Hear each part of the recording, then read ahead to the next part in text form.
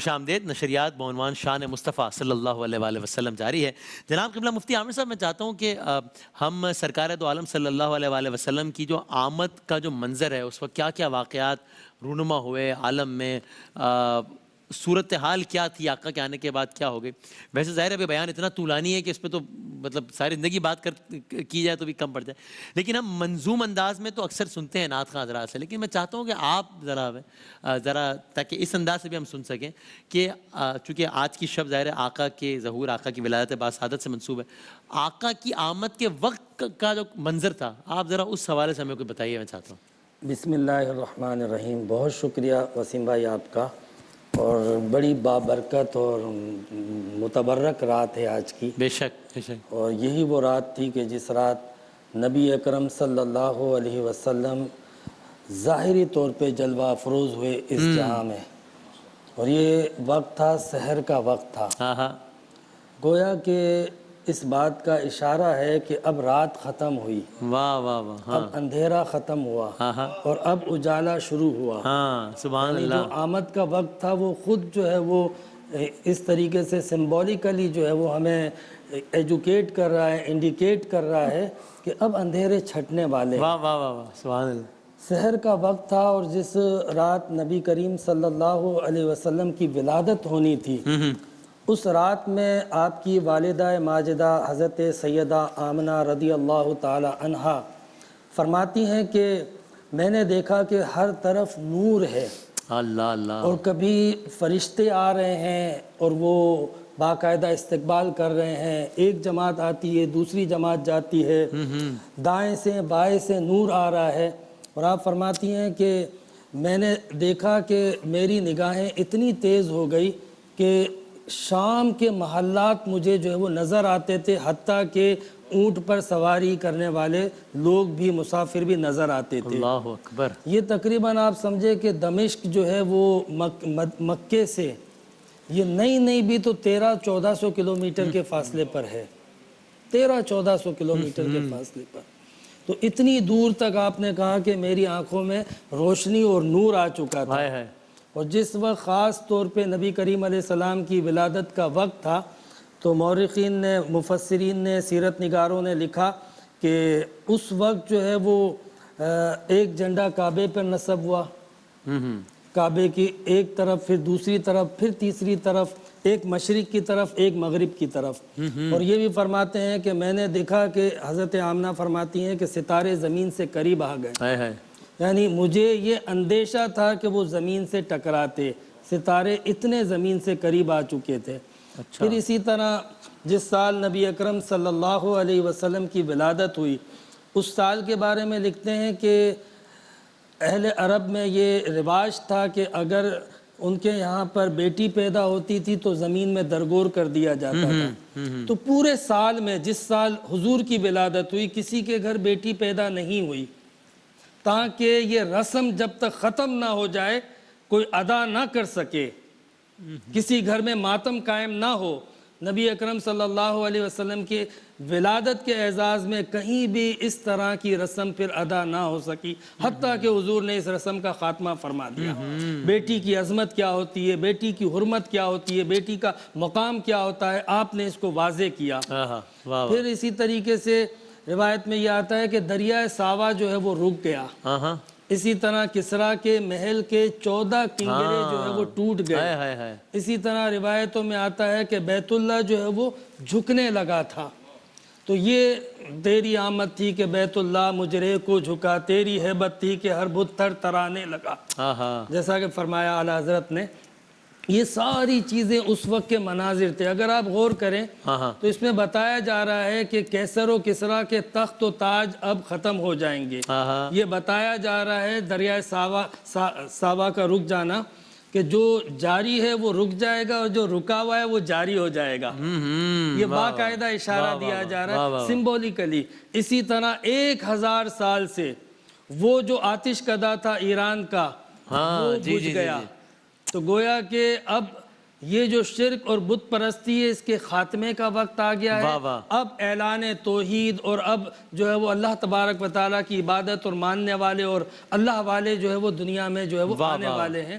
سبحان نبی اللہ. کریم علیہ السلام کی آنے سے پہلے جو آپ کی ولادت کے وقت جو معجزات ہوئے، پھر اس کے بعد جب ولادت ہوئی اس وقت جو معجزات ہوئے، پھر اس کے بعد حضرت دائی حلیمہ رضی اللہ تعالیٰ عنہ نے جو دودھ پلایا، اور یہ سارے معجزات بھرے پڑے ہیں. سبحان اللہ. گویا کہ یہ ساری چیزیں نبی اکرم صلی اللہ علیہ وسلم کی ایک طرف عظمت کا اظہار ہے، صحیح. تو دوسری طرف یہ بتایا جا رہا ہے کہ آنے والی ہستی بہت عظیم ہستی ہے. جی جی جی جی. اب یہ ہے کہ جن کی طرف آئے ہیں وہ سمجھ جائیں کہ یہ کون ہیں، یہ کیوں آئے ہیں، یہ کس لیے آئے ہیں. یہ سراپا رحمت ہیں، یہ سراپا امن ہیں، یہ سراپا محبت ہیں، یہ سراپا اللہ تبارک و تعالیٰ کی ابدیت کی طرف، عدل و انصاف کی طرف اور انسانیت کو محبت کی طرف لے جانے والے ہیں. یہ ماننے والوں کو پتہ چل جائے. سبحان اللہ. یہ اشارت کیا کہنا ہے. سبحان اللہ. کیا وسیم بھائی کچھ دو اشعار نعت کیا. میں بسم اللہ. آج محمد آئے مورے گھر اللہ، آج محمد آئے مورے گھر، آج محمد آئے مورے دائی حلیمہ، دائی حلیمہ کہتی تھی گھر گھر آج محمد آئے مورے گھر اللہ، آج محمد آئے مورے گھر. آنکھوں میں مازاغ کا سرما،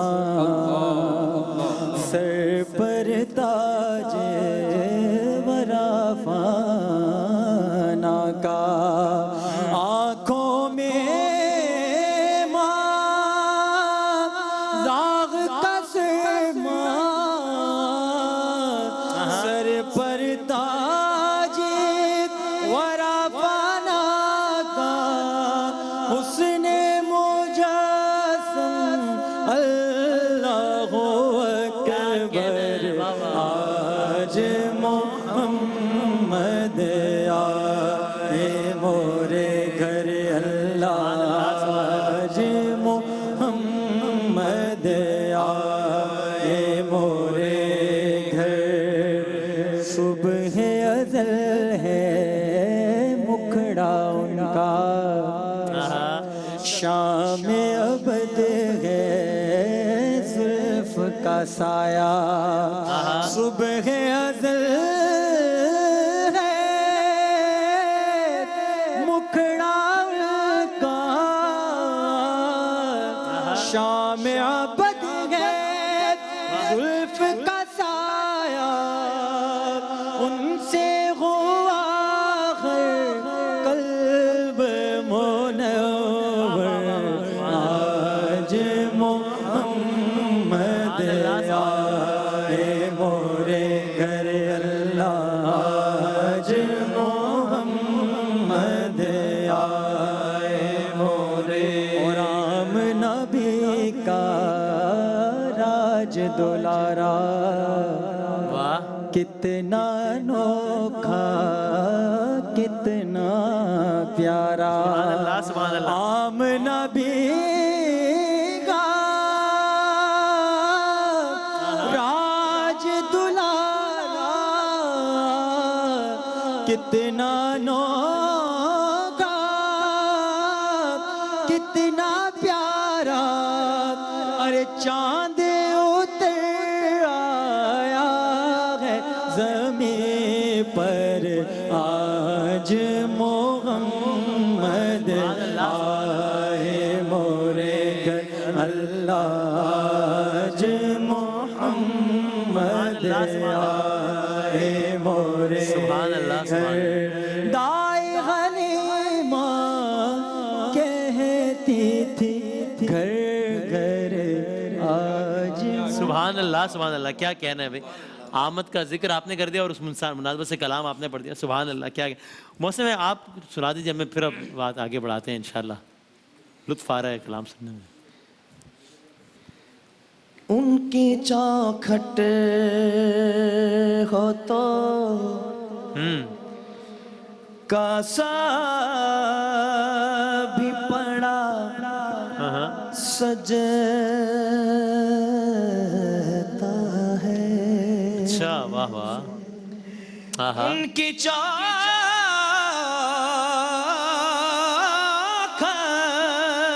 ہو تو کاسا بھی پڑا سجتا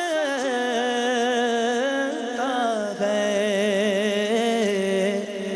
در بڑا ہو تو سوالی بھی کھڑا سجتا ہے. در بڑا ہو تو سوالی بھی کھڑا سجتا ہے. یہ غلامی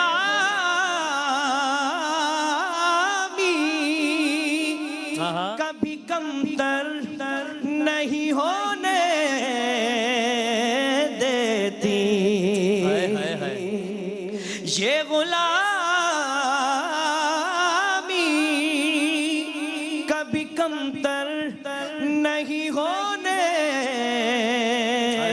دیتی. ان کا نوکر ہاں, ان کا نوکر ہو تو شاہوں میں کھڑا سجتا ہے. ان کا نوکر ہو تو شاہوں میں کھڑا سجتا ہے.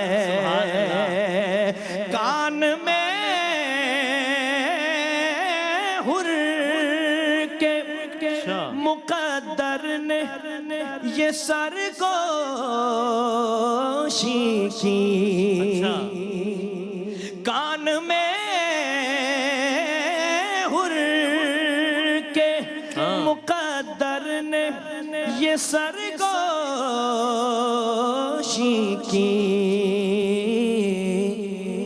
تو نگینا ہاں ہاں, تو نگینا ہے انگوٹھی میں جڑا سجتا ہے. تو نگینا ہے انگوٹھی میں جڑا سجتا ہے. در بڑا ہو سبحان اللہ, سبحان اللہ. تو سوالی بھی کھڑا سجتا ہے. سبحان اللہ, سبحان اللہ. کیا کہنا ہے, واہ واہ واہ واہ. سبحان اللہ, سبحان اللہ. کیا کہنا ہے. اب مفتی صاحب اسی سے میں رب دینا چاہتا ہوں کہ ہم نے گفتگو کے ابتدائی حصے میں آقا کی آمد, آقا کی میلاد, سیلیبریشن, اس سب کے حوالے سے بات کی, اور آپ نے بتایا کہ کیوں نہ کریں چراغاں, کیوں نہ کریں جشن. بالکل یہ سب ہونا چاہیے اور انشاءاللہ کرتے رہیں گے جب تک دم میں دم ہے. اب ذرا ایک دوسرے اینگل سے میں چاہتا ہوں کہ جس طرح ابھی اس کلام میں بتایا گیا کہ یہ وہ در ہے کہ جس کی غلامی کی صنعت جو ہے وہ شاہی کی صنعت سے زیادہ ہے. تو پھر جب یہ اتنا بڑا اعزاز ہے تو پھر اس غلامی کے کچھ تقاضے بھی ہوں گے نا. اس محبت کے دعوے کے کچھ, یہ محبت نبی ہے, کوئی دل لگی نہیں ہے کہ ایسی ویسی بات. تو پھر ذرا یہ بتائیے کہ ہم آج اس جشن کی محفل سے سیلیبریٹ کرنے کے ساتھ ساتھ, جشن منانے کے ساتھ ساتھ آقا کے گن وہ تو ہے ہی, اور کیا سیکھ کر جائیں تاکہ حق تو ادا نہیں ہوتا لیکن کچھ کہہ سکے کہ ہاں اگر غلام ہونے کا دعویٰ کیا تو شاید کچھ کیا بھی, اس کی وہ کیا کہے. اچھا, مفتی صاحب نے جو میلاد کی بات کی ہاں, اور بات اس انداز میں کی ہے کہ میں نے کہا کہ تھوڑا سا میں بھی حصہ ڈالوں کہ جب بڑا عالم دین بات کر رہا ہوتا ہے تو بہت سی باتیں ذہن میں آتی ہیں. اس کے بعد انشاءاللہ میں آپ کی بات عرض کروں گا. فاطمہ بنت عبداللہ جو عثمان بن ابی العاص رضی اللہ تعالی عنہ کی والدہ ہیں, یہ چراغاں کی بات ہو رہی ہے, روشنی کی. ٹھیک ہے. فرماتی ہیں کہ جب حضور علیہ السلام کی ولادت ہوئی تو رأیت البیت قد امتلأ نورا, اللہ, میں نے گھر کو دیکھا تو پورا گھر نورانی ہو چکا. سبحان اللہ, سبحان اللہ. پھر فرماتی ہیں کہ وَرَأَيْتُ النُّجُومَ, ستاروں کو دیکھا, تَدْنُو بِهَا, اتنے قریب لگ رہے تھے. ظننتو انہا ستقعو علیہ, مجھے ایسا لگا کہ یہ گھر کے اندر آ رہے ہیں. اللہ اللہ.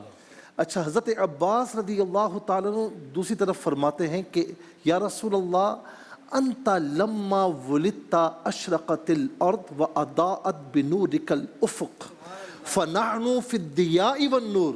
یا رسول اللہ, جب آپ اس دنیا میں تشریف لائے تو مشارق و مغارب آپ سے روشن ہو گئے, اور آج جو ہم جی رہے ہیں ہم اسی روشنی میں, اسی نور میں جی رہے ہیں. واہ واہ واہ واہ. تو یہ تو قدرت کی طرف سے اہتمام تھا روشنیوں کا, چراغاں کا. تو میں سمجھتا ہوں کہ ہمیں بھی اس میں اپنا کردار ادا کرنا چاہیے.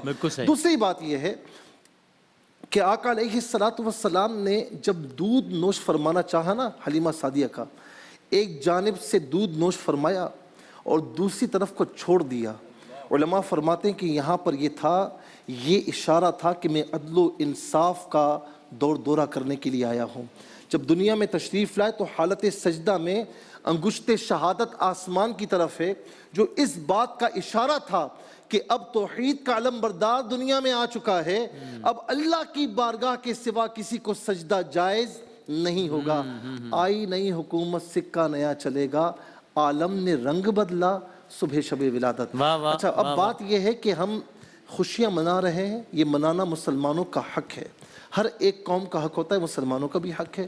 لیکن میں یہاں پر بطور پیغام بھی یہ کہوں گا کہ آپ ضرور خوشیاں منائیں, درود و سلام پڑھتے ہوئے, آپ مجالس سجاتے ہوئے, آپ جھنڈوں کو بلند کرتے ہوئے, گھروں کو سجاتے ہوئے, آفیسز کو, گلیوں کو سجاتے ہوئے, لیکن اپنی رقم سے. ہاں, یہ بات بھی یاد رہے. لیکن اس کے ساتھ ساتھ اپنے ظاہر اور باطن کو بھی سجائیں, اپنے ظاہر اور باطن کو بھی پاکیزہ کریں. یہ نہ ہو کہ صرف نعروں تک بات رہے, یہ نہ ہو کہ زبانی دعووں تک بات رہے, بلکہ عملی کردار میں بھی ہم صفحے اول میں نظر آئیں, اللہ تعالیٰ اور اس کے رسول کی اطاعت میں سب سے آگے نظر آئیں, حقوق اللہ اور حقوق العباد میں سب سے آگے نظر آئیں. یہ نہیں کہ ہم عاشق رسول ہیں, ہماری زبان سے کوئی محفوظ نہیں. یہ نہیں کہ ہم عاشق رسول ہیں تو ہمارا کوئی عمل ہی نظر نہیں آتا, نہ نماز نہ روزہ. یہ نہیں کہ ہم عاشق رسول ہیں, والدین کے نافرمان ہیں, کاروبار میں ساری کام ہو رہے ہیں, سود کا لین دین ساری چیزیں ہو رہی ہیں. تو پھر ایسا مسلمان یاد رکھیں کہ یہ اسلام مکمل اسلام نہیں ہے. یہ عشق مصطفیٰ, یہ مکمل عشق مصطفیٰ نہیں ہے. یہ میلاد مصطفیٰ کی خوشی منانا مکمل خوشی منانا نہیں ہے. جیسے کسی نے کہا نا کہ نبی کا ذکر سن کر جھوم جاتے ہیں, صحیح, اور نبی کا حکم سن کر گھوم جاتے ہیں. ایسا نہ ہو. یہ نہیں ہونا چاہیے. میں کہتا ہوں یہ ہو کہ نبی کا ذکر سن کر جھوم جاتے ہیں, نبی کا حکم سن کر بھی جھوم جاتے ہیں. واہ واہ واہ, سبحان اللہ سبحان اللہ. یعنی تو یہ سارے تقاضے آپ نے بتا دیے جو کہ اس در کی غلامی کا شرف حاصل کرنے کے لیے یہ سب ہونا چاہیے. بس